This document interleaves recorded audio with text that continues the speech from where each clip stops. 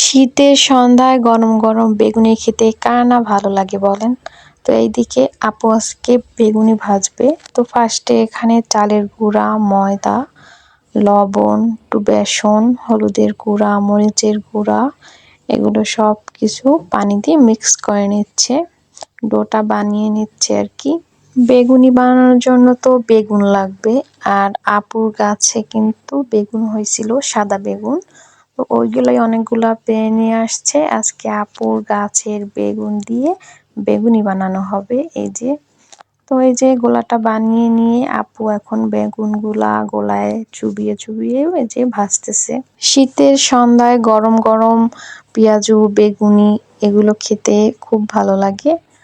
তো আপু এদিকে বেগুনিগুলা ভাজতেছে আর আমি ওয়েট করতেছি কখন গরম গরম খাবো। তো এই যে বেগুনি ভাজা শেষ, কেমন হয়েছে অবশ্যই জানাবেন কমেন্টে।